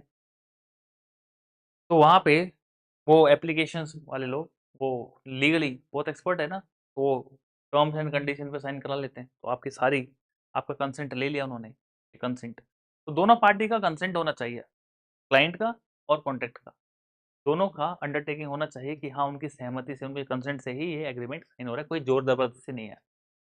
अगर ये कंसेंट वाला क्लोज नहीं डाला एग्रीमेंट में ना, कोर्ट में जाके बोला नहीं मुझसे तो जबरदस्ती साइन कराए थे, तो खत्म आपका एग्रीमेंट, कोई मतलब का नहीं है, ठीक है? Both parties must be competent to sign the contract. दोनों पार्टी कॉम्पिटेंट होनी है। कॉम्पिटेंट मतलब उसके पास लीगल राइट होने चाहिए। जैसे मैं आपको काम दे रहा हूं, आप कॉन्ट्रैक्टर है, मैं क्लाइंट हूं, एग्रीमेंट बन गया है, फर्स्ट पार्टी मैं हूं, सेकंड पार्टी आप है, आपने साइन कर दी, मैंने अपने मैनेजर से करा दी, एग्रीमेंट क्या हो गया? नल एंड वॉइड हो गया, वो डिसॉल्व हो गया, किसी काम का नहीं हो। क्यों? Because my manager is not competent authority, he doesn't have the legal rights यार, आई हैव लीगल राइट्स। अगर मेरे साइन होंगे, मेरी स्टैंप होगी, तभी तो वैलिड होगा। अब वो ले जाए कोर्ट में, मैं बोल दूंगा मेरे तो साइन ही नहीं है, मुझे तो पता ही नहीं इस बारे में, तो खत्म केस, कुछ नहीं कर सकते इसमें, ठीक है? नाउ कॉन्ट्रैक्टर, तो वो इज कॉन्ट्रैक्टर, जो कॉन्ट्रैक्टर लेता है बंदा वही कॉन्ट्रैक्टर है। The term contractor means a person, या फिर कोई फर्म या कोई कंपनी हो सकती है। A contractor means a person और firm who undertakes any types of contract. And what is tender? Tender is an offer in writing to execute some specified work or to supply some specified articles at certain rate within a fixed time under certain conditions of contract and agreement between the contractor and the department or owner or any other party। तो tender क्या है? Tender एक offer है जो कि return में हो, किसके लिए? टू एग्जीक्यूट, कुछ किसी काम को कराने के लिए, ठीक है? वो काम क्या हो सकता है? कोई कंस्ट्रक्शन वर्क हो सकता है, किसी आर्टिकल, किसी कमोडिटी का सप्लाई हो सकता है ना? वो कोई मेंटेनेंस वर्क हो सकता है, कुछ भी काम हो सकता है ना। तो वो वर्क जो इन रिटर्न ऑफर किया जाए with specified terms and conditions, किस ड्यूरेशन में खत्म होना है, within certain duration at certain rates, तो that return offer is called as tender. Generally tenders are invited by the governments, right. Governments के जो काम होते हैं ना, उसके लिए टेंडर इनवाइट करती है वो। वैसे प्राइवेट सेक्टर पीएसयूज वगैरह भी अपने टेंडर निकाल सकती है। Now earnest money, what is earnest money? तो थ्योरी को तो पढ़ लेंगे, पहले कंसेप्ट को समझिए। अर्नेस्ट मनी का मतलब क्या है? जब भी इनवाइट करते हैं टेंडर, या गवर्नमेंट कोई भी टेंडर निकालती है तो वो पब्लिश करते हैं किसमें? गवर्नमेंट इनवाइट करती है tender either through the newspaper, journal तो यही है, और थ्रू इट्स ओन वेबसाइट। तो वेबसाइट के थ्रू या न्यूज़पेपर के थ्रू वो पब्लिक में अपना ये ऑफर लेके आती है वर्क करने का। वो इनवाइट करती है उन एलिजिबल फर्म्स को या फिर कॉन्ट्रैक्टर्स को जो एक स्पेसिफाइड काम कर सके। फॉर एन एग्जांपल अगर एक कॉन्ट्रैक्ट निकलता है, कॉन्ट्रैक्ट मतलब क्या, काम निकलेगा, लेकिन टेंडर निकलेगा बेसिकली, तो हम तो बोलते हैं कॉन्ट्रैक्ट निकल रहा है, वो लेमन लैंग्वेज है। टेक्निकली हम बोलते हैं कि टेंडर निकला है, ठीक है। टेंडर मतलब एक रिटर्न में ऑफर निकाला है गवर्नमेंट ने किसी एक पर्टिकुलर वर्क को एग्जीक्यूट कराने के लिए। फॉर एग्जाम्पल कि यहाँ पे गवर्नमेंट एक टेंडर निकालती है Itanagar to Naharlagun, road construction करने का टेंडर है। Itanagar to Naharlagun road construction करने का टेंडर है। तो न्यूज़पेपर में द अरुणाचल टाइम्स में निकाल दिया उसने। उन्होंने बोला कि this tender is invited for X Y Z work, जो भी मतलब ये NH415 है ना, हाईवे है, तो ये हाईवे का 2 लेन की जगह 4 लेन या 6 लेन होना है। इतना इतना एक्स वाई जेड इसका ड्यूरेशन रहेगा, इतना लमसम आपका स्ट्रेच होगा, लेंथ होगा, और जो for more details visit the website करके दे देगा न्यूज़पेपर। तो टेंडर में बताएगा कि टेंडर में क्या क्या बता रहे हैं वो बताएंगे कि किस डिपार्टमेंट ने टेंडर निकाला है, लोकेशन क्या होगी, डेट ऑफ एग्जीक्यूशन क्या होगी, टेंडर फॉर्म कब स्टार्ट होगा फिल करना, एंड डेट क्या है ना, वेन्यू क्या है, तो ये बेसिक और प्रोबेबल कॉस्ट क्या हो सकती है प्रोजेक्ट की। तो ये सब टेंडर में बेसिक इन्फॉर्मेशन देते हैं, और फिर ज़्यादा डिटेल्स चाहिए तो फिर वेबसाइट के थ्रू वो अपनी वेबसाइट पे लेके जाएंगे, और वहाँ पे पूरा टेंडर डॉक्यूमेंट बना के रेडी करके रखते हैं PDF फॉर्म में, वहाँ से आप देख सकते हैं। लेकिन मेरा सवाल ये है कि कौन टेंडर को फिल कर सकता है? हाँ, कल को गवर्नमेंट निकाल दे टेंडर तो चलो फिल करते हैं मिलके, ऐसा हो सकता है क्या? There must be minimum eligibility to fill a tender, और इसीलिए वहाँ पे कुछ मिनिमम गाइडलाइंस या मिनिमम रिक्वायरमेंट होती है टेंडर को फिल करने के लिए। मैं और आप फिल नहीं कर सकते टेंडर, इसके लिए लाइसेंस की ज़रूरत है, पहली चीज़। दूसरा, 100 करोड़ का प्रोजेक्ट है और आप बना रहे हो पिछले 10 सालों से आसपास की गलियों की नालियाँ, तो आपको कॉन्ट्रैक्ट नहीं मिलेगा, because you are not a qualified person, because you do not you didn't have any experience in such field. आप नालियाँ बनाने का काम करते हो, 2 लाख 3 लाख 5 लाख का कॉन्ट्रैक्ट लेते हो छोटा मोटा, आप 100 करोड़ का प्रोजेक्ट कर लेंगे, आप एलिजिबल नहीं है। तो मिनिमम गाइडलाइन, वैसे तो रिक्वायरमेंट क्लाइंट जो भी रख सकता है, लेकिन जो मिनिमम गाइडलाइंस हैं वो दो हैं। पहला तो ये शर्त है कि आपने या तो वैसा काम किया हो, पहले आपको एक्सपीरियंस होना चाहिए, और दूसरी कंडीशन ये है कि अम, आपने एटलीस्ट उसके जैसा काम अगर नहीं किया तो कम से कम उतने रुपीज़ का काम आपने पहले किया हुआ है। सपोज करो कि जैसे आपने देखा होगा कि जो टाटा है या और बड़ी बड़ी कंपनीज हैं, ये इलेक्ट्रिक पोल के भी टेंडर्स ले लेती हैं, रोड कंस्ट्रक्शन के भी ले लेती हैं, है ना। तो अलग अलग बड़े बड़े कॉन्ट्रैक्ट ले लेती हैं, लेकिन उनका जो मेन डिपार्टमेंट है वर्किंग का वो शायद इलेक्ट्रिसिटी डिपार्टमेंट है, या वो उनका मैन्युफैक्चरिंग का डिपार्टमेंट है, लेकिन वो फिर सप्लाई में भी टेंडर को ले लेते हैं। वो कैसे पॉसिबल है? वो इसलिए पॉसिबल है क्योंकि उनको उस फील्ड में एक्सपीरियंस नहीं है, लेकिन उन्होंने इससे बड़े बड़े अमाउंट के प्रोजेक्ट किए हैं, तो वो एलिजिबल होते हैं। तो वो क्लाइंट के ऊपर है कि वो कितना किस किस पार्टीज को एलिजिबल मानता है ना। तो ये पूरा का पूरा ओनर पे, फर्स्ट पार्टी पे डिपेंड करता है, ठीक है। तो second stage of discussion is this कि भाई चलो मान लो कि 4-5 कॉन्ट्रैक्टर ऐसे मिल गए मुझे, मान लो 10 कॉन्ट्रैक्टर मिल गए मुझे, जिन्होंने जो एलिजिबल हैं उस टेंडर को फिल करने के लिए, Itanagar to Naharlagun road construction करने के लिए 10 कॉन्ट्रैक्टर ऐसे हैं जिन्होंने टेंडर फिल किए हैं। तो जब टेंडर फिल करेंगे तो मेरे पास तो ऐसे कम से कम 50,000 फॉर्म आ सकते हैं। 50,000 हो सकता है टेंडर फॉर्म फिल कर दिए हो, मैं उसको छाटूंगा कैसे? How I will scrutinise them? कैसे मैं वहां से स्क्रूटनी करूं कि कौन कौन एलिजिबल है? ये तो बहुत बड़ा टास्क है। तो इसके लिए कि कोई फेक कॉन्ट्रैक्टर ना आ जाए, कोई नॉन इंटरेस्टेड कॉन्ट्रैक्टर ना आ जाए जो मतलब मेरा टाइम वेस्ट करे ऐसे टेंडर फिल करके, तो उसके लिए हम कुछ ना कुछ अमाउंट, कुछ ना कुछ पैसा पहले एज अ डिपॉजिट ले लेते हैं टेंडर फॉर्म फिल करने के साथ ही। मतलब ऐसे नहीं कि मैंने टेंडर निकाला, आप मजाक करने के लिए आगे कोई भी इंसान आके टेंडर को फिल कर दे रहा है। तो कोई भी अनइंटरेस्टेड, कोई भी फेक कॉन्ट्रैक्टर पार्टिसिपेट ना करे,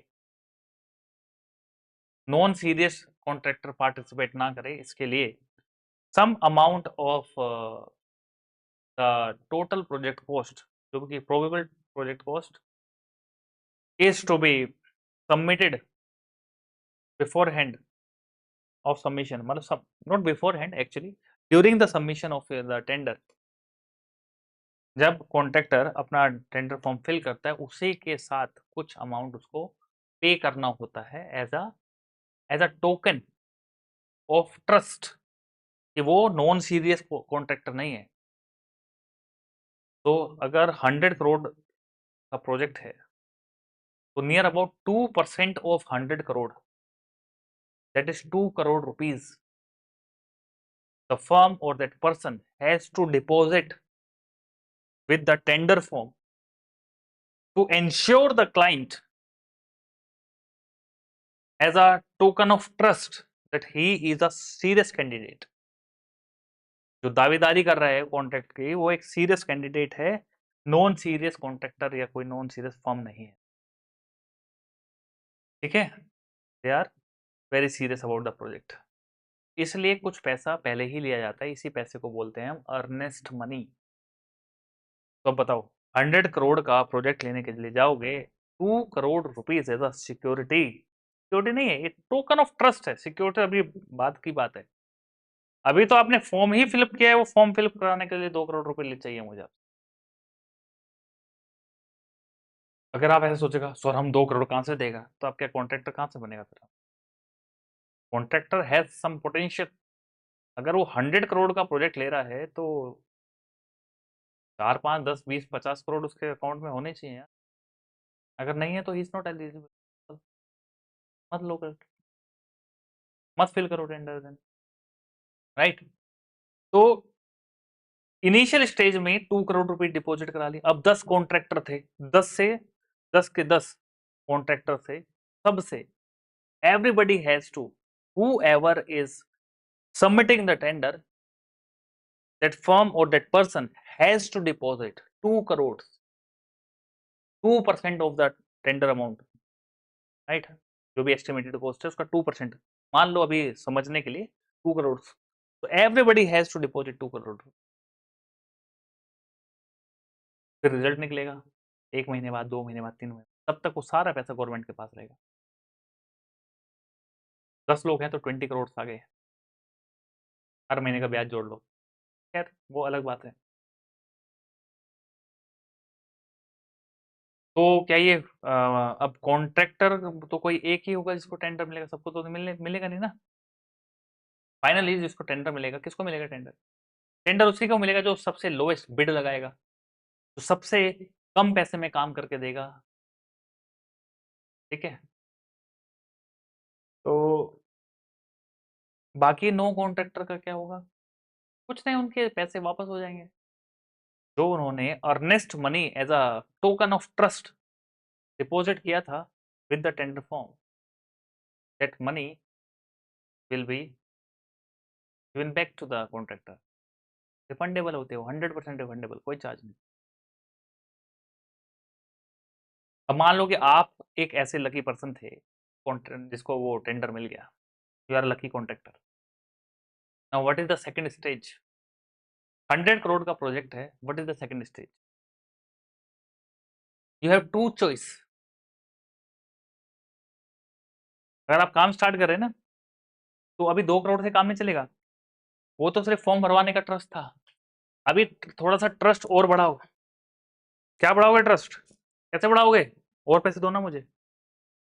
आप मेरा 100 करोड़ का प्रोजेक्ट करने जा रहे हो तो 2 करोड़ रुपए को एज अ सिक्योरिटी नहीं मान सकता मैं। तो कितना कितना पैसा देना पड़ेगा और काम शुरू करने के लिए एज अ सिक्योरिटी? तो it is taken as 10% of the projected cost. 10% of the projected cost. अच्छा, यानी 100 करोड़ का प्रोजेक्ट था, तो 100 करोड़ का 10% हुआ 10 करोड़। तो 10 crore rupees you have to submit before starting the project. 10 crore submit करेंगे तभी बाकी की लीगल फॉर्मेलिटीज होंगी, तब आपको टेंडर फाइनली अलॉट होगा। तो मेरे जो 2 करोड़ रुपए पहले से एज ए अर्नेस्ट मनी आपने रख लिया, उसका क्या? तो वो आपको रिफंड होंगे। दो तरीके, या तो आप अपना अर्नेस्ट मनी वापस ले लीजिए और फिर मेरे को दिए ना अपने 2 करोड़ रुपीज, ये लीजिए अपने 2 करोड़ रुपीज और 10 करोड़ दीजिए आप मुझे एज अ सिक्योरिटी डिपॉजिट, या 2 करोड़ रुपए आपके पहले से है मेरे पास, 8 करोड़ रुपीज और एडिशनल दे दीजिए, तो हो गए 10 करोड़। तो that 10 crore are as a security deposit. अब ये सिक्योरिटी डिपॉजिट क्यों रखवाती है गवर्नमेंट? इसलिए कि जब प्रोजेक्ट चल रहा होगा, मान लो 3 ईयर 4 ईयर का प्रोजेक्ट है, और 3 और 4 ईयर के प्रोजेक्ट में फेसिस में पेमेंट रिलीज होता है। जैसे कुछ परसेंट काम हो गया तो चलो गवर्नमेंट इतना बिल पास कर देगी, फिर second stage of project is completed तो some amount of bill will be passed, है ना? तो धीरे धीरे पैसा मिलता रहता है। Now at the last of work, if government और द क्लाइंट और the first party is not satisfied with the work of the contractor, तो उस टाइम पे क्या करेगी? तो वो जो चार्ज है वो सिक्योरिटी डिपॉजिट से काटेगी। जितना आपने अच्छे से काम नहीं किया है तो उसको कहाँ से डिडक्शन होंगे? Deductions are made from the security deposit.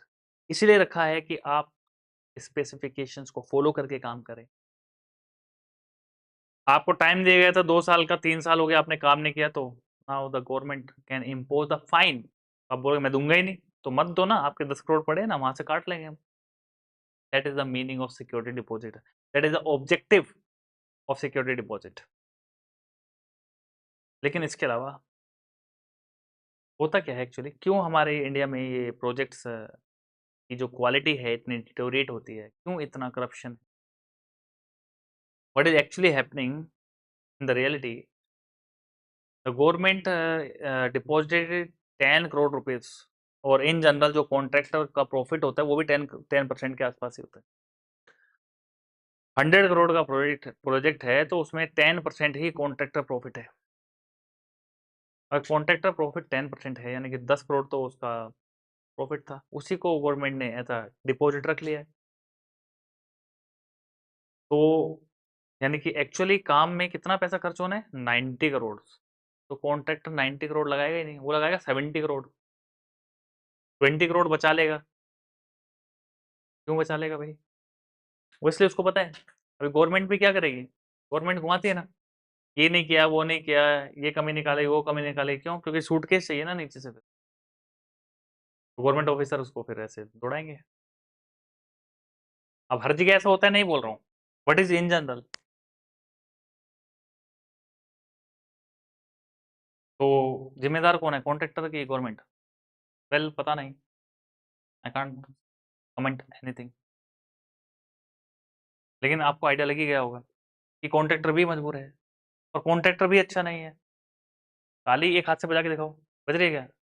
दोनों आना पड़ेगा ना। तो कहीं ना कहीं गवर्नमेंट के भी लूप होल्स हैं पॉलिसीज में, और कॉन्ट्रैक्टर के तो है ही, है ना? एनीवे, तो वो सब हमारा टॉपिक नहीं है। एनीवे, हमारा काम था आपको ये समझाना कि what is the meaning of earnest money and what is the meaning of security deposit. Earnest money is a token of trust, client को भरोसा दिलाने के लिए कि हम नॉन सीरियस कैंडिडेट नहीं है।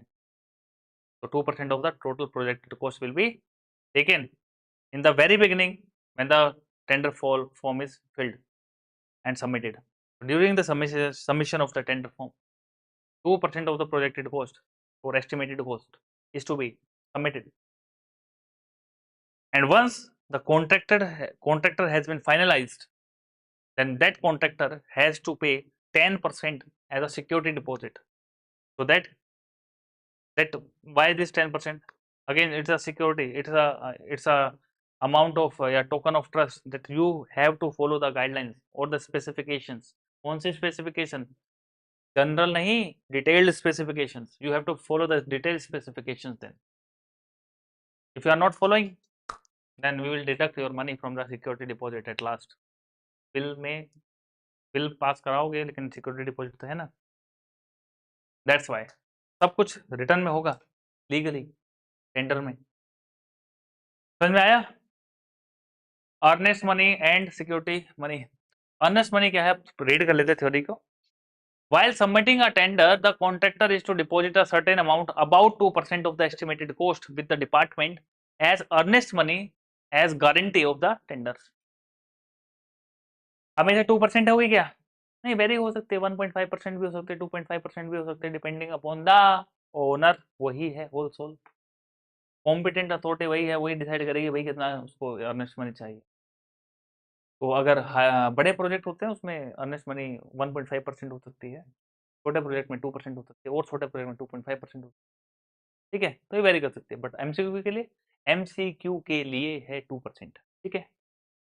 Security deposit. On acceptance of the tender, the contractor has to deposit 10% of the tendered amount. जितना अमाउंट टेंडर्ड है उसका 10% आपको डिपॉजिट करना पड़ेगा. क्यों? As security money with the department which inclusive of the earnest money already deposit. तो already deposit कर दिया आपने अर्नेस्ट मनी, उसको मिला के 10% होना चाहिए. यानी 2 करोड़ पहले से जमा है, 8 crore 8 crore more rupees you have to submit as a security deposit. Total हो जाएगा 10. if the contractor fails to fulfill the terms of contract, either his whole or part of the security money is forfeited by the department. जब्त कर लेंगे. forfeited का मतलब होता है जब्त कर लेना, अपने पास रख लेना, नहीं देना.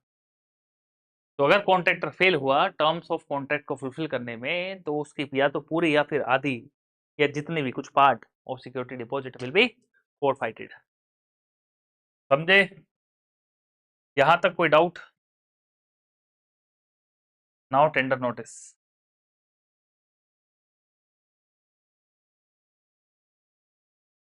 What is tender notice?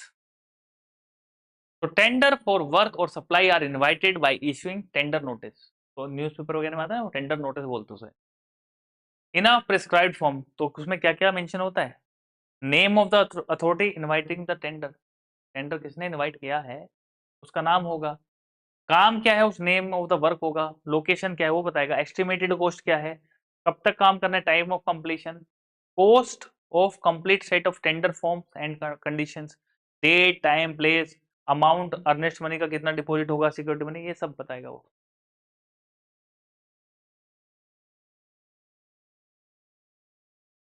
ठीक है.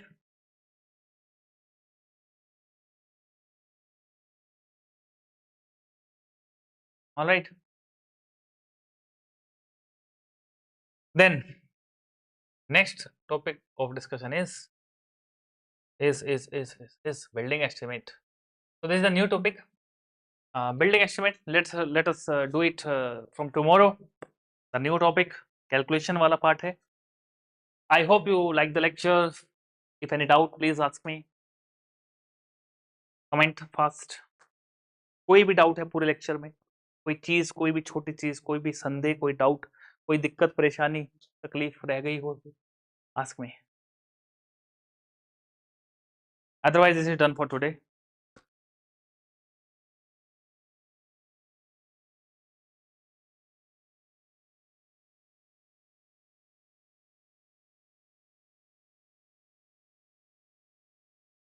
Tell me, guys.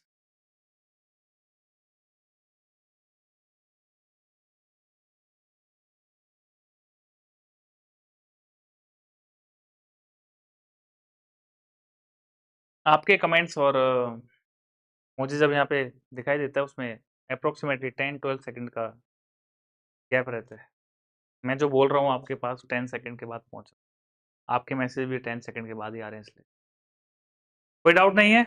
आज का सेशन यहीं पे एंड करते हैं। Then thank you, have a good night, अच्छे से पढ़ाई करो।